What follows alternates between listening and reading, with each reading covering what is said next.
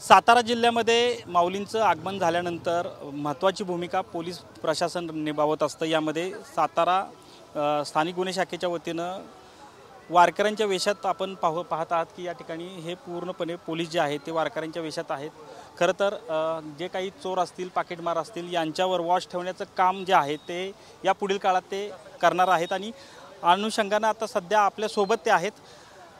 कशा पद्धतीची आता हे नियोजन केलेलं आहे? आमची ही सातारा पोलीस दलाची टीम आहे। आदरणीय पोलीस अधीक्षक समीर शेख सर, तसेच आमच्या अपर पोलीस अधीक्षक दलाल मॅडम व आमचे स्थानिक गुन्हे शाखेचे वरिष्ठ पोलीस निरीक्षक अरुण देवकर सर यांच्या मार्गदर्शनाखाली आमची एक टोटल टीम काम करत आहे। एकूण 48 लोकांचा सगळा स्टाफ आहे। एकूण 4 टीम आहेत आमच्या। तर या नीरा ते आपल्या बरडपर्यंत या दरम्यान प्रवासामध्ये जे काही खिसे कापू आहेत किंवा समाजकंटक आहेत किंवा अन्य काही चोरीचे प्रकार, बॅग लिफ्टिंगचे प्रकार हे टाळण्यासाठी आमची ही टीम तयार केलेली आहे। सकाळपासून आमचे 6 वाजल्यापासून आमची टीम इथं ॲक्टिव्ह आहे। एकूण 25पेक्षा जास्त लोकांना आम्ही ताब्यात घेतलेलं आहे, डिटेन केलेलं आहे आणि त्यांच्यावर प्रतिबंधक कारवाई करण्याची आता प्रोसेस सुरू आहे। नक्कीच कशा पद्धतीने आता सध्या जी तुमची तपासणी आहे, कारण तुमची वेशभूषा पण अगदी वारकऱ्यांसारखी आहे, काय सांगाल याविषयी? कशा पद्धतीने तुमचं डिटेक्शन असतं?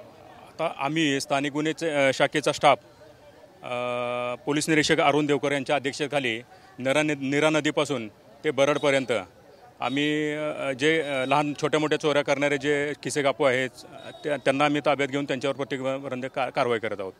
काय थोडक्यात सांगा? यावर्षी भाविकांमध्ये गर्दीचे प्रमाण खूप आहे।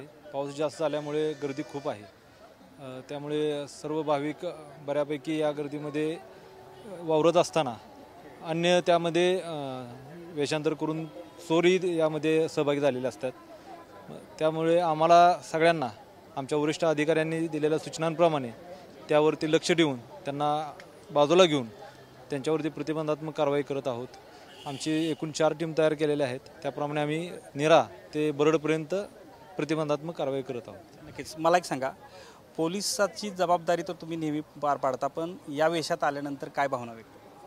आम्ही सातारा पोलीस दलाच्या वतीनं मी असं सांगू इच्छितो की वारकरच्या वेशामध्ये आम्ही माऊलीची सेवा करण्यासाठीच आलेलो आहे आणि माऊलीसारखंच आम्ही राहतो आणि वारकरीच्या वेशामध्ये जे खिसे कापू आहेत त्यांच्यावरती करडी नजर ठेवून त्यांच्यावरती आम्ही प्रतिबंधक कारवाई करतो।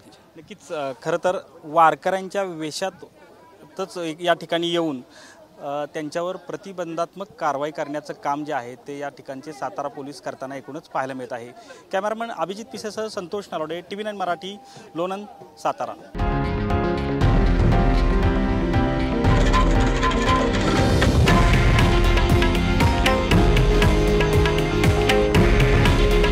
हे आहे देशातील नंबर 1 न्यूज नेटवर्क आणि आपण पाहत आहात TV9 मराठी।